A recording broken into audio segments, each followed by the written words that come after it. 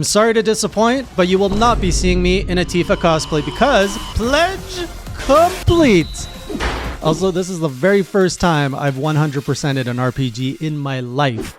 Welcome back, Classy Crew, to the final journal in my Final Fantasy VII Remake ridiculous pledge to 100%. I've always wanted to 100% an RPG, and I can finally say I've done it. It wasn't that time intensive, kind of reasonable, but when you consider Final Fantasy VII Remake can be completed in about 40 to 50 hours, I basically spent twice as much time replaying a lot of the game just to get these achievements. And they were not easy. Some of these bosses were absolutely ridiculous. Some of you were saying, oh, we would like it when you suffer, and these streams are boring because you don't suffer enough. Did I get it? No, I'm missing one. Where is it? No! I'd love to hear, have you ever 100% RPG? Because those things take commitment, patience, determination, and skill to some extent as well. So the last time that I made a journal on this was many months ago, but back then I had about 14 out of the 64 achievements left to do. And now just to recap some of those as I talk into the good stuff, the challenges, and then reflect on why I did, not maybe so much why I did this, but why it was so fun and if I'm going to do this again. So let's start off with the pull-up challenge. Any RPG is not worth its oh, what am I trying to say? The pull-up challenge, oh my goodness. I think I spent 3 hours trying to overcome this thing and getting the timing right. I was getting into like a trance of like whatever the buttons are. And I was just like trying to focus, but then there's Tifa stretching all over. And I'm like, oh, don't focus on that. Focus on the timing. Focus on the timing. Man, that thing is hard. After 3 hours, I got it. Achievement. Then we went up to 300 stagger. That one was actually quite easy. I just went on Fat Chocobo. I learned how to increase stagger using Tifa's abilities, and that was over after like pretty much one attempt. Then I needed to unlock the Marlboro in the Shinra simulator. I had spent a lot of time in there grinding AP, just challenging things, getting my check marks. The Shinra simulator turned out to be really fun, and it's not something I played much when I was doing the PS4 version, because the PS4 version, I just did a story run and that was it. So here I got to play all of the classic monsters of Final Fantasy, including Tonberries, the grenades, the behemoth, and it ends up with a special boss called the Marlboro, which is a boss I completely avoid in any Final Fantasy game. If I can, it is one of the worst things you can fight because it just spews status ailments. That's its gimmick.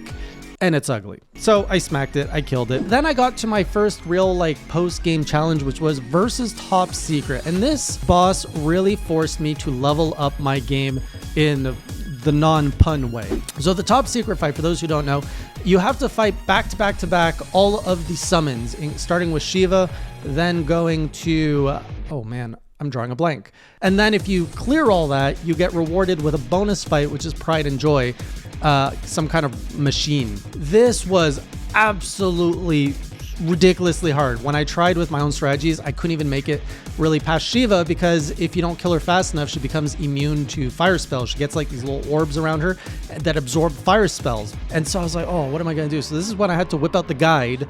I went on YouTube, looked up how to do it, and I learned these crazy strategies which require so much precision and so much skill to execute. Even with the knowledge, it took me many hours before I could actually execute it. I think the biggest learning lesson out of that is the fact that Tifa with parry is amazing. She'll like slide around everywhere, which gives you a lot more maneuverability. So that is something I learned. I learned how to properly use her True Strike, which increased stagger, and I learned how to basically use her while Cloud and Aerith became my support and were just kind of increasing stagger. So the whole strategy behind this guide was get the summons, the enemies, to stagger as fast as possible and then just unleash pain on them so fast that they die before they can even come up for air. And I got the Shiva strategy down pretty fast. I could kill her in like 30 seconds. Fat Chocobo was also fairly easy once I understood what to do. Leviathan was hard.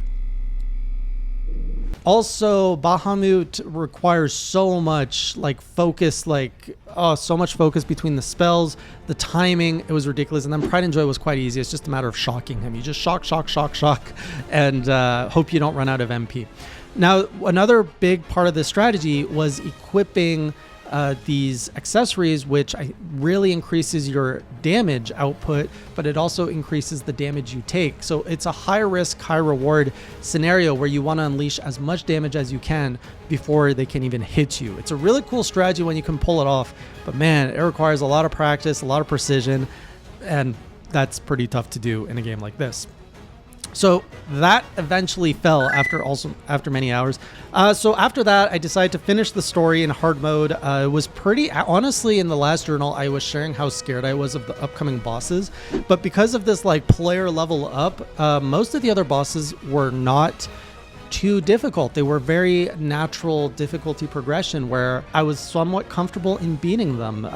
The strategies I had learned up to this point served me well. The bosses got more and more difficult. The one that really stood out is Rufus, because you fight so many things before him. I had no MP as Cloud, and there's no way to get more MP in hard mode, so I had to fight him without using any MP, which means I can't use healing spells. So it was mostly trying to learn how to counter him and use, I think, the chakra ability to heal myself. It was clutch, because the one thing that carried me through, thanks to fighting and beating the top secret boss, I actually unlocked an accessory called, and I'm going to bastardize this word, the Gotterdammerung, German or something. Anyways, it lets you execute a limit break instantly at the start of a battle, and it charges your limit break gauge faster through the battle. So this thing let me basically delete any mobs, and it was a huge boon in my boss fights, which is probably why it was actually easier than I thought it would be, because I had that item. So with Rufus, I was able to pull it off twice, and it's really what carried me through that fight. Without that, I couldn't have killed him because I just had no MP and no way to replenish it. Then Sephiroth was the next major wall, because again, Sephiroth is fought after you fight the Whispers or whatever. So all of my, not all, but a good chunk of my MP was depleted. And I also learned after the fact that depending on how you play and defeat the Wisps, your final party against Sephiroth is determined based on those actions. And so whatever I ended up doing, I don't know what it is, I basically locked Aerith out of the final fight, who is my healer. So I had to take on Sephiroth with Cloud, Barret, and Tifa, a very melee, physical attack heavy party. And I really struggled with the Whisper fight, and I didn't want to redo it. And the only way to have Aerith in my final fight against Sephiroth would have been to redo it, learn what it is I'm supposed to do, the order of killing things, so that Aerith is in my final party. So I eventually settled on pretty much a high defensive strategy with Cloud, where I'm basically blocking Sephiroth as much as I can and then countering whatever I can. He was unleashing these ridiculous attacks at the end. His life was getting down. Tifa was out, Barret was out, I was almost out of life, and I'm just like, oh my god, I don't want to do this again. I had a limit break, but Sephiroth can block a limit break if you do it at the wrong time. So I was like, do I do it now? Do I not? And then finally, I'm just like, let's go for it. And I gambled, landed! Oh my god. Oh, jeez. About time you show up. So with that out of the way, I went over to the DLC to do hard mode there. I was really not looking forward to Fort Condor because it is ridiculously hard on hard mode. Luckily, I found a cheese strat which basically lets you spam spells and destroy all the enemies. You pretty much just use 2 spells, which reduces the enemy base's health to a third.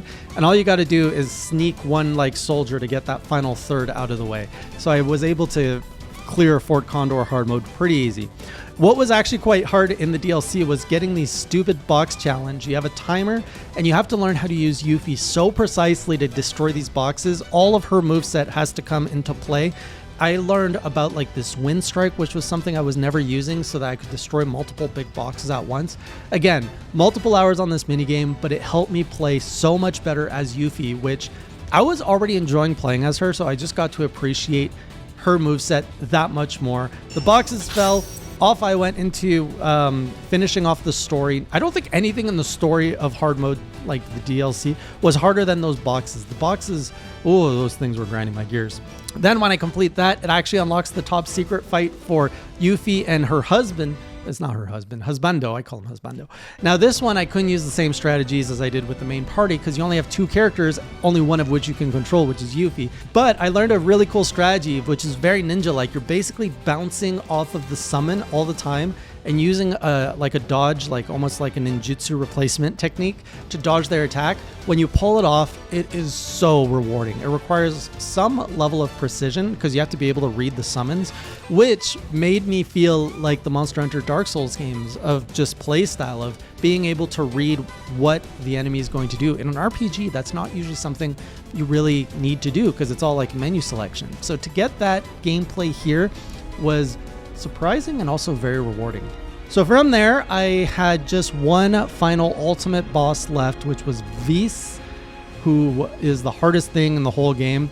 And again, this one relies heavily on using Tifa to counter him and stagger him, and it flows beautifully. I really love this fight. Once you know the technique to do, and it's just a matter of executing it, it's really fun. The only thing I'm gonna hate on is phase 2, where he pulls out his gun, and the strategy to get him to stagger out of that real quick is you have to basically spam all these Blizzagas, which I hate Blizzaga because it's a spell that requires the enemy to not move for it to hit. So you have to just spam it and hope that all your Blizzagas go off without your character being interrupted and without Whis moving. If you can get through phase 2, everything else is pretty easy, and I just had a good time like going back and forth with Whis and killing him. And then with that all out of the way, there was one last challenge remaining, which were the stupid dresses of this game, the most dreaded of achievements, which is just a huge time suck on your life. And I had done it wrong the last time, so I had lost hours doing it wrong last time. So I did it again, this time correctly completing my chapters to get it to count. Got Tifa's dress, got Aerith's dress, got Cloud's wrong dress, because I couldn't remember which dress for Cloud I unlocked. And so I spent so much time in chapter 14 in Wall Market having to redo segments over and over, including the Hell House. Luckily it was on easy mode this time, just so I could figure out how to get Cloud's dress. I did some research. I'm like, oh, which dress is it then? And finally, I'm like, okay, this has to be it. I do the whole sequence of events that I'm supposed to get the final dress for Cloud, and the achievement doesn't pop up. And I had read the achievement pops up as soon as you see on screen the dress. Once you see the dress, that's when you get the achievement. So Cloud comes out of the room, and I was like, why is the achievement not triggering? Why is the achievement not triggering? Did we do this dress? Did we do this dress? We did this dress. Oh, there is the achievement. Oh my god, the freaking game trolled me. I was done.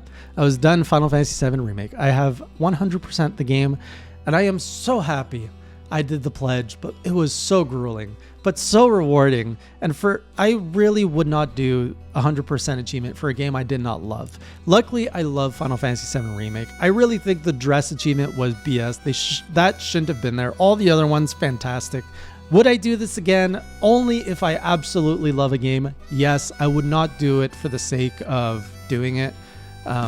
Like, I don't think I'm going to 100% every single Final Fantasy game out there. I did it for 7 Remake. I started Crisis Core. Will I, 100% that? Probably not, because I've got some thoughts on Crisis Core, and actually, that will be the next Final Fantasy Journal on this channel. I will not be documenting my whole journey. I will not be pledging Crisis Core. I'm just going to enjoy the game for what it is and share my thoughts with you. So stay tuned for another journal on my first impressions of Crisis Core.